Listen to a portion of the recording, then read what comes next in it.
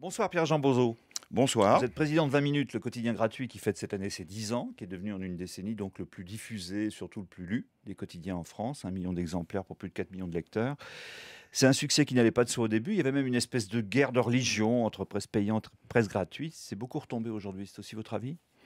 La guerre des religions, oui, la guerre des religions au niveau du grand public n'existe plus, dans la mesure où l'information, qu'elle soit diffusée par un canal gratuit ou par un canal payant, a la même valeur finalement pour le lecteur, pour le téléspectateur ou pour l'auditeur. Sur la radio, depuis l'apparition de la TSF en 1930, l'information est gratuite.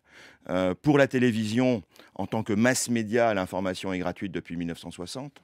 Le plus important dans la culture de 2012, dans nos contextes socioculturels, c'est la généralisation, bien entendu, de la consommation Internet Qui des est aussi médias. gratuite, oui. Et sur Internet, bien entendu, c'est la culture de la Mhm. gratuité.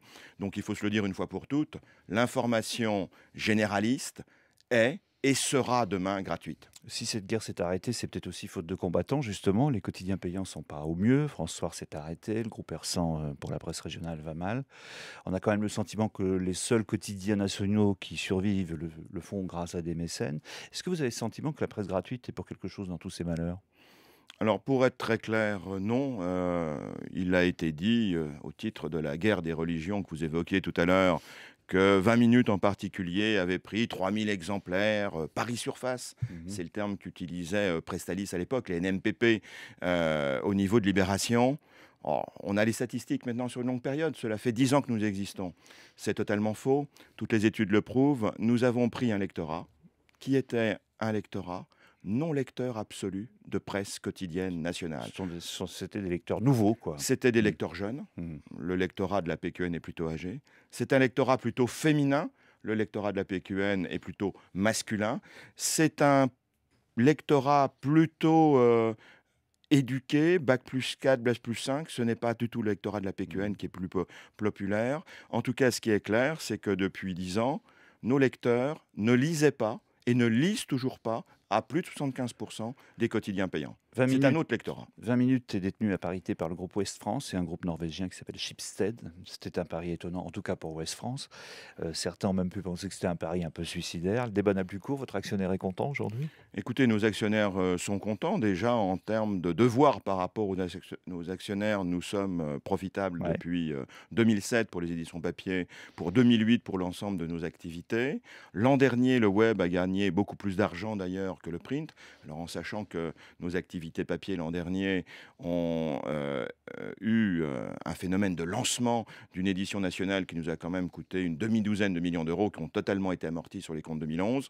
Donc oui, à ce niveau-là, les actionnaires sont contents, mais je crois qu'au-delà des résultats financiers de 20 minutes, dont nos actionnaires peuvent se féliciter, il s'agit surtout de constater le succès que vous avez rappelé tout à l'heure, qui est un succès d'audience. Mhm. Si nous diffusons de l'information, c'est pour être lu, pour être écouté, pour être regardé sur Internet.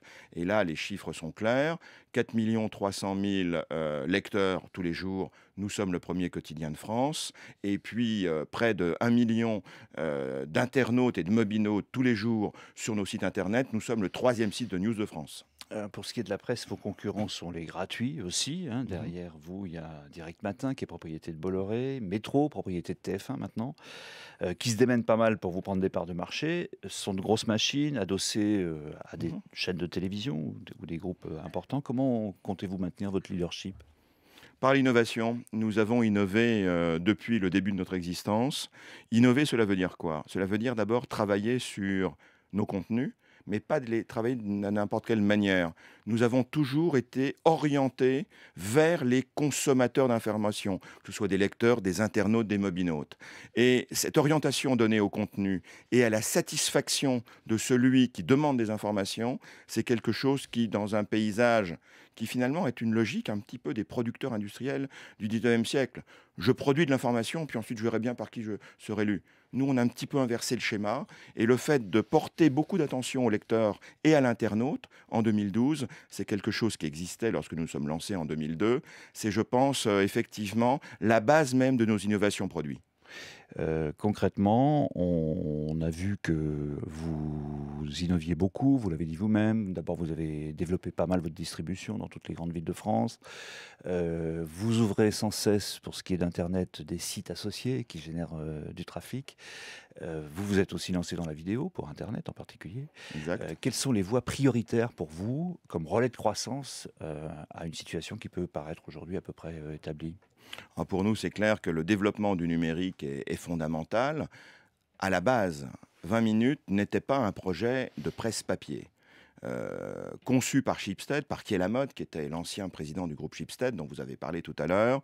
20 minutes qui a été d'abord été lancé en Suisse en 99, ensuite en Allemagne, à Cologne, ensuite en Espagne, et enfin, quatrièmement, en France, a toujours été un projet multimédia. C'est-à-dire que Kiel Lamotte estimait que tôt ou tard, nous allons subir un déclin du papier au profit du web. Il fallait donc préparer le glissement du papier vers le web. Mais attention, en 2002, 20 minutes n'existait pas, il fallait donc établir une marque média. Nous avons établi une marque média grâce au papier, et depuis 2002, plus particulièrement 2007, date de lancement de la version actuelle de notre site web, nous préparons ce glissement. Donc ce glissement a d'abord été marqué par une innovation en 2007 qui était l'ouverture de tous nos articles aux commentaires, ce qui a posé des problèmes de modération, et par une plateforme de blog puissante, puisque nous avons 6000 Pour blogs générer un actifs. dialogue, en ligne Exactement, avec vos jouer de lecteurs? l'interactivité, Mmh. jouer ce que les spécialistes appellent le web 2.0, l'interactivité. En 2011-2012, maintenant, bien entendu, la vidéo devient fondamentale. Nous avons créé une web TV, nous avons des expérimentations de TV connectée, et il est clair que le renforcement de la vidéo, nous avons un studio de télévision maintenant installé dans nos bureaux du boulevard Haussmann, c'est quelque chose qui va se développer dans les années à venir, et c'est là où nous allons porter tous nos efforts, en regardant bien entendu tout ce qui se fait autour du numérique en général, et pas seulement bien entendu le web, mais on pourra parler de radio, on pourra parler de télé. Votre ambition, c'était, vous le dites souvent, d'atteindre en 2014 une audience comparable à celle des journaux télévisés, donc autour de 5 millions de lecteurs jour. Vous n'en êtes plus très loin. Est-ce que c'est vous qui allez continuer de progresser ou eux qui vont peut-être baisser? Vous savez, dans un marché qui stagne depuis quand même quelques années, marché de l'audience, marché aussi publicitaire, puisque les deux, pour nous, sont liés. L'un est le moteur de l'autre, l'un finance l'autre. Il est clair que la plupart du temps, il n'y a pas d'expansion d'un concurrent média s'il ne prend pas des parts de marché sur un autre. Pas forcément sur sa famille, hein. Pas forcément, effectivement, dans la presse. Mmh. Peut-être que nous allons prendre des parts de marché, effectivement, d'audience, sur des télés ou des radios, nous verrons.